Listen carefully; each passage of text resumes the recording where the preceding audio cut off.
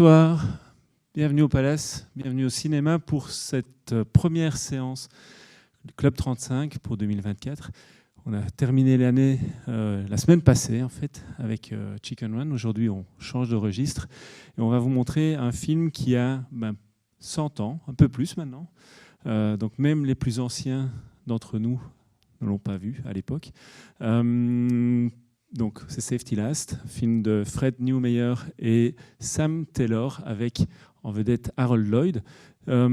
Avant d'accueillir nos deux compères Fabrice Duels et Jean-Pierre Versker, que je leur demande déjà de venir, venez.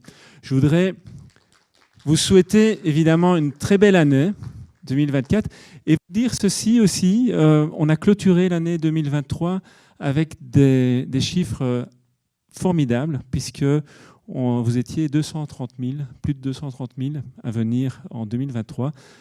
Un chiffre comme ça ne dit rien, mais par rapport à 2022 c'était 146 000, 2019, avant le Covid, c'était 150 000. Donc c'est une progression de 57% par rapport à l'année passée. On aime bien les chiffres, hein. Surtout quand... Donc tout ça, c'est grâce à vous. Merci d'être fidèles au Palace. Merci d'être là ce soir. Fabrice, Jean-Pierre, Fabrice Duels, bonsoir. Réalisateur, grand cinéphile, et Jean-Pierre Versker, historien des techniques du cinéma, qui a la gentillesse de nous prêter ses copies très précieuses pour vous présenter des films inédits, enfin pas inédits, mais en tout cas dans des conditions inédites. Messieurs, Fabrice. Alors, on va avoir un film remarquable ce soir. Vraiment, ça va être... le voir là sur grand écran, ça va être fantastique. Moi, j'ai vu le film il y a très très longtemps. Harold Lloyd est quelqu'un de malheureusement assez méconnu, même si la cinéphilie hardcore l'a redécouvert et le porte au nu. Le grand public reste assez hermétique à son parcours et à son œuvre. Il y a beaucoup de raisons à ça. On dit souvent que c'est le troisième génie du cinéma burlesque après Buster Keaton et surtout après Charlie Chaplin. Il se trouve qu'en fait, Harold Lloyd est probablement en termes de box-office le premier. C'est celui qui a rapporté le plus d'argent à une époque où le cinéma explosait. Il a un parcours assez particulier. Il incarne probablement le rêve américain à lui tout seul. Il est issu d'un milieu très pauvre, dans une famille du Nebraska, avec une volonté farouche de réussite. Une volonté farouche de réussite avec une ambition terrible, qui va le mener à Hollywood. Il va tirer à pile ou face, en fait, le fait de partir soit sur la côte Est, soit sur la côte Ouest. Il aurait pu faire du théâtre à New York, hein. Ben non, il arrive sur la côte Ouest. Le cinéma démarre. C'est le Far West, c'est à la période du Nickelodeon. C'est une période quand même très, très fascinante pour les gens qui commencent à faire du cinéma. Ils galèrent beaucoup, mais vraiment beaucoup. Et là, il rencontre quelqu'un qui va être très important dans son parcours, c'est Hal Roach. Hal Roach est un acteur à l'époque un peu minable, qui va devenir un producteur de génie, quelqu'un qui va aussi construire Hollywood, qui va produire Laurel et Hardy et qui va faire beaucoup de choses. Et c'est lui, Hal Roach, qui voit en Harold Lloyd pour la première fois son potentiel comique. Et il y a Charlie Chaplin qui est une immense star à l'époque. Il y a le modèle du vagabond, et beaucoup de gens en fait copient, dupliquent en fait le modèle du vagabond. Et Roach et Lloyd vont créer Willy Work, qui est une sorte de personnage dont il reste très très peu, même Jean-Pierre, je crois pratiquement rien, mais surtout Lonesome Luke, dont tous les films ont brûlé sauf un ou deux, je crois, qui va être un succès absolument colossal, qui rapporte énormément d'argent, qui rend Roach absolument riche, épaté, parce qu'ils ont un contrat entre Pathé et Roach.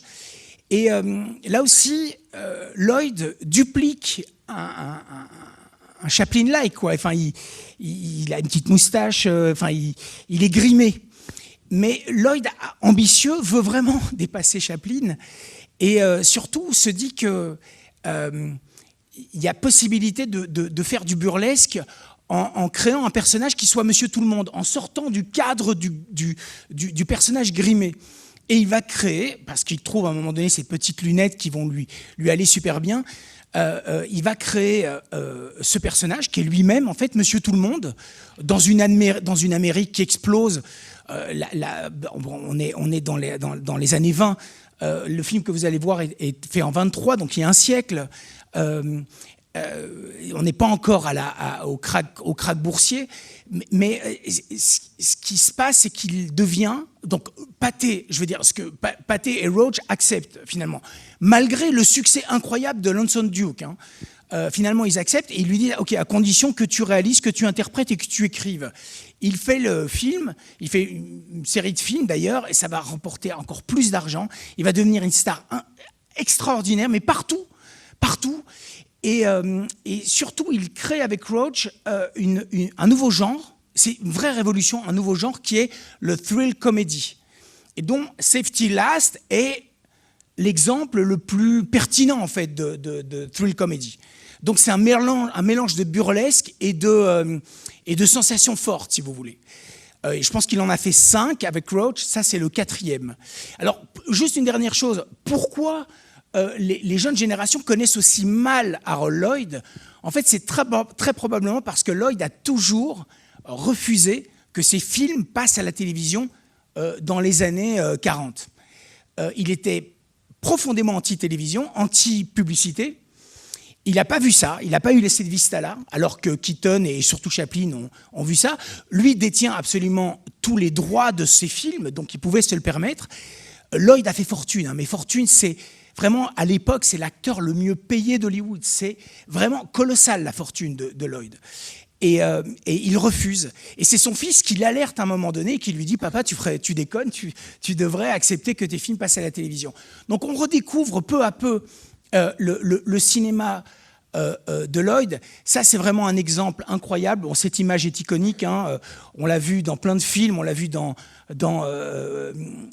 Retour vers le futur, Hugo Cabret, et j'en oublie certainement.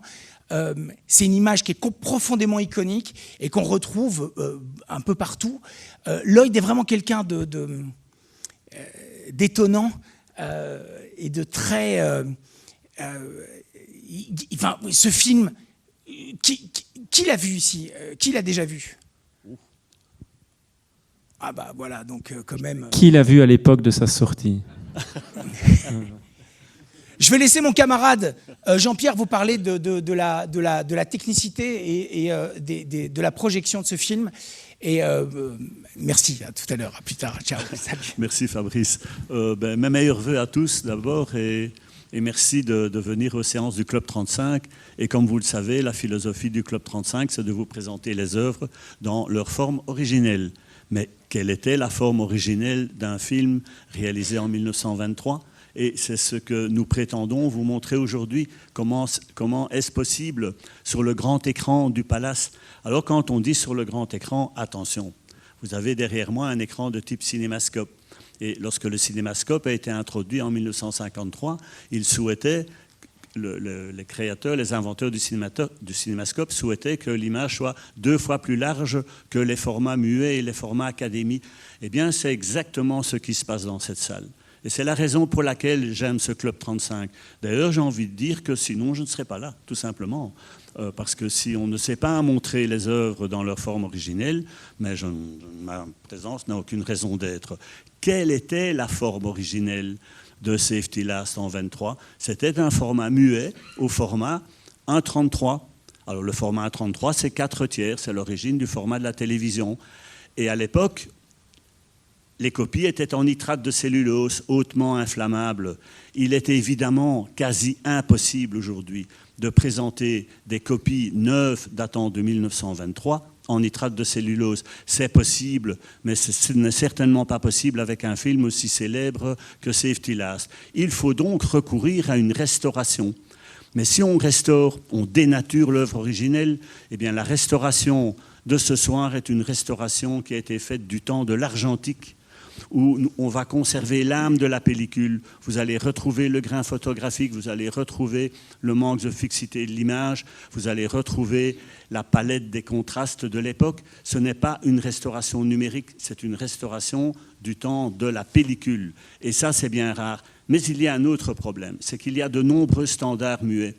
Et ici, le projecteur permet d'ailleurs de présenter les films dans différents standards, même muets. On a tenu dès le départ à équiper la cabine d'une multitude de systèmes images et son. Et le mois prochain, on présentera un film dans un tout autre système. On en parlera, je ne sais pas si on aura le temps d'en parler. Mais en tout cas, pour ce soir, moi j'ai trouvé une copie toute neuve de Safety Last, mais qui a une piste sonore avec un enregistrement musical. Ce que vous allez entendre, il n'y a pas de piano ici, et c'est du ragtime, donc il faut un petit groupe de musiciens. On ne l'a pas, et peu de salles ont cela, donc c'est une copie avec une bande sonore. Mais de l'époque, Jean-Pierre? De l'époque? C'est du ragtime. Ah oui, ça je ne sais pas vraiment te répondre. Le ragtime date des années 20, donc c'est une musique qui a été choisie par rapport à son époque, mais ça a été joué en 1974. Ça a été rejoué en 1974. Mais cela signifie que le film doit passer à 24 images par seconde. Alors j'ai quand même envie d'expliquer ce petit détail parce que le film a été tourné à 20 images par seconde. Et si on le projette à 24 images par seconde, les personnages auront l'impression de marcher et de courir beaucoup trop vite. Eh bien, dans les laboratoires, on tire ce que l'on appelle des copies stretchées. C'est que toutes les 6 images, on double une image. Ce qui signifie qu'en projection, à 24 images par seconde, en fait, on voit la décomposition originelle de 20 images par seconde.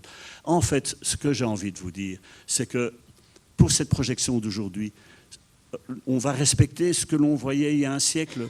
Vous allez le voir dans les mêmes conditions, avec un écran qui a une bonne proportion par rapport au spectateur. Ce n'est pas un gigantesque écran.